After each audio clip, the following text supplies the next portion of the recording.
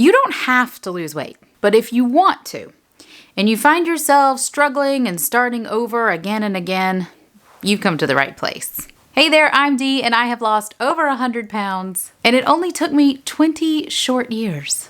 Perhaps not exactly the weight loss guru you've been looking for, but I can explain. So 20 years ago, I had about 130 pounds to lose, and I lost a bunch of it, and then I had a baby, and gained a bunch of it back. And then I lost it, had another baby, gained more of it back. Then I lost a bunch, all the way down to my goal weight. Stayed that way for a while, had another baby, didn't gain the weight back. For some reason, like a year and a half later, gained all the weight back. And then, about 4 years ago, I really got focused on my mental fitness. And I lost about the 70 pounds that was left over at that point. And those 70 pounds came off in less than a year. And my weight will still fluctuate, of course, 10 or 12 pounds or so, but not the 70 or 100 pounds up and down. So what changed? I really got clear about asking myself some questions. And the first one was, do I want to lose weight? Here's the thing. Like I started, you don't have to lose weight. It's rewarding, it's worth it, it's possible for you. But if now's not the time, that's okay. Weight loss is a big project. I think of it like remodeling your whole house while you're living in the house. It creates upheaval. Even by its very nature, it needs to create upheaval so that you can have habit change. And it takes a lot, mentally, emotionally, and spiritually, to get through this process.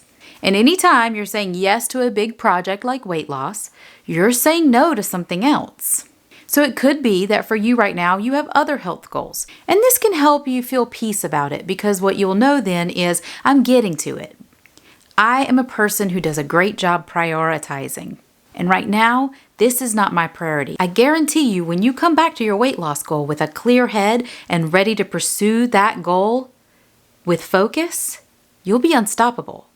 It's just not a priority right now.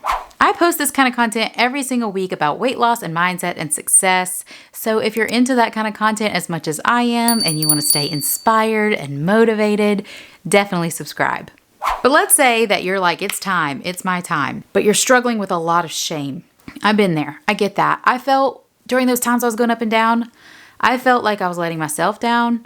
I felt like, oh, here we go again. I felt like people had been cheering me on and I let them down. I felt embarrassed. I would avoid going to places or seeing people that I hadn't seen since I gained weight because I didn't want them to see me as a failure. I mean, there's a lot of emotional stuff that goes on, and rightly so. But those few years ago, when it kind of all started to click into place, I reframed that into a new thought process.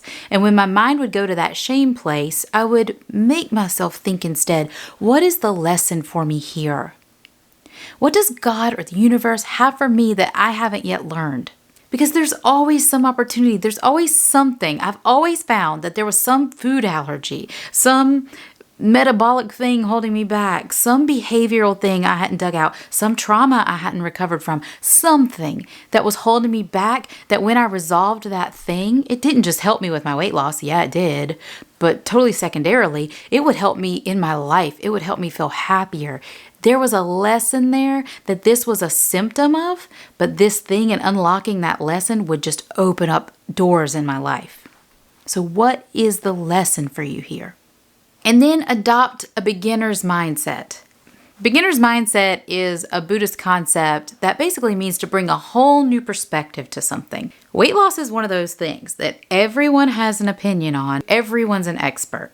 We ourselves are experts. We have so many limiting beliefs about weight loss, what you have to do, what you should do, what you can't do, what works and what doesn't work. But the reality is, when I washed all that away, when I said, I'm going to forget all the shoulds and the shouldn'ts, and I'm going to get very clear on what works for me.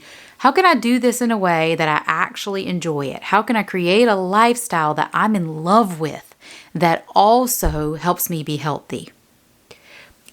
It just started clicking into place. That was beginner's mindset. I'm going to create something completely new for myself. If I knew nothing, if the only thing I knew in the world was that I could not fail, what would I do? What might I explore? What opportunities await? How can you adopt a beginner's mindset? And the other thing I asked myself is, am I trying to do too much at once? Like I've said, this is a huge project. And it needs to go in sequential order, just like a renovation. You're not going to take on a full house renovation and then also try to get out of debt and then do all these myriad of projects all at one time. You're only one person. One great exercise is to think about, what would you tell your best friend?